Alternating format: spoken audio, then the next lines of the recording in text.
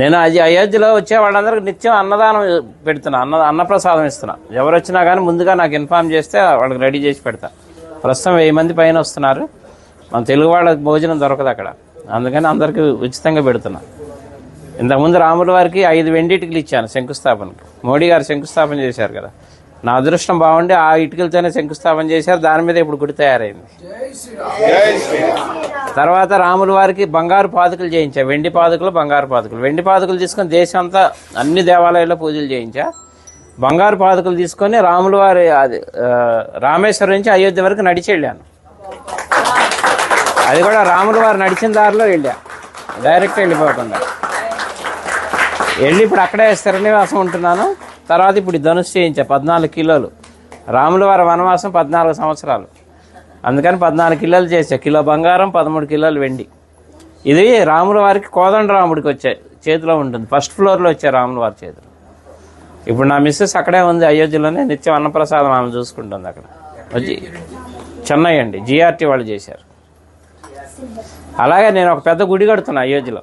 అంటే రాముల వారి గుడి ఉందిగా ఇంకెందుకు అనుకుంటారేమో. నేను పెట్టేది వంశవృక్షం. బ్రహ్మ దగ్గర నుంచి లవకుశుల తర్వాత కూడా 20 మంది ఉన్నారు, ఇంకా మొత్తం 64 మంది. తర్వాత సీతమ్మ వారి వంశం, చంద్రవంశం, సూర్యవంశం, చంద్రవంశం, మొత్తం 450 విగ్రహాలు వస్తాయి. అంటే రాముల వారి వంశంతో పాటు రాముల వారికి అనుబంధం ఉన్న ఎవరెవరు ప్రముఖ వ్యక్తులు, మహా ఋషులు ఉన్నారు కదా, సప్త ఋషులు, వాళ్ళకి ఎవరెవరు సాంగత్యం ఉందో అందరి విగ్రహాలు పెట్టిస్తున్నా. ఎందుకంటే మన ముందు తరాలు వాళ్ళకి తెలియాలి రాముల వారి వంశవృక్షం అంతా. అందుకని శాశ్వతంగా ఉండాలని పెద్ద స్థలం కూడా తీసుకున్నా, ఒక 5 ఎకరాలు అక్కడ పెడుతున్నాను. 5 సంవత్సరాల ప్రాజెక్ట్ అది, రెడీ చేస్తున్నా. అలాగే ఇప్పుడు అయోధ్యలో అంటే మన తెలుగు వాళ్ళ తరఫున నేనేం పని చేసినా తెలుగు వాళ్ళ తరఫున చేస్తాను. అయోధ్యలో వాల్మీకి ఎయిర్పోర్టు, ఇక నేను వెళ్తూ వస్తూ పోతూ ఉంటాను కాబట్టి 2-3 సార్లు చూశాను, కానీ నాకు ఎందుకో లోటుగా అనిపించింది. అక్కడ ఒక విగ్రహం పెట్టిద్దామని గవర్నమెంట్ అప్రోచ్ అయితే పర్మిషన్ ఇచ్చారు, సెంట్రల్ గవర్నమెంట్. 16 అడుగుల వాల్మీకి విగ్రహం పెడుతున్నాను. ఆ విగ్రహం కూడా రెడీ అయిపోతుంది ఇప్పుడు. అది కూడా ఎవరన్నా సహకరించినా కానీ తీసుకుంటున్నా. ఎందుకంటే భక్తి నాకు ఒక్కడికే కావాలని కాదు, పుణ్యం అందులో అందరినీ భాగస్వాములు చేయాలి, ఎందుకంటే దైవ కార్యం. అందుకని ఎవరన్నా చేస్తే వీళ్ళు ఉన్న వాళ్ళు చేయొచ్చు. అనుగ్రహం మొదలుపెట్టాను, వర్క్ జరుగుతుంది ఫాస్ట్గానే. మార్చి ఏప్రిల్లో విగ్రహ ప్రతిష్టాపన అయోధ్యలో. అట్లా అన్ని కార్యక్రమాలు మీరు ఎవరు ఎప్పుడు వచ్చినా కానీ నాకు చక్కగా నాకు ఫోన్ చేస్తే ముందుగా అన్ని ఏర్పాట్లు చేస్తారు. రూములు కావాలన్నా అక్కడ 48 రూములు కూడా కట్టబోతున్నాను. వచ్చేవాళ్ళు ఇప్పుడు ఉన్నాయి, ప్రస్తుతానికి 4-5 ఆశ్రమాలు తీసుకున్నాను, మన హ్యాండ్ ఓవర్లో ఉన్నాయి. ఎవరు వచ్చినా అకామిడేషన్ అది ఏర్పాటు చేస్తారు అయోధ్యలో. నా నంబర్ కూడా నోట్ చేసుకోండి, 9550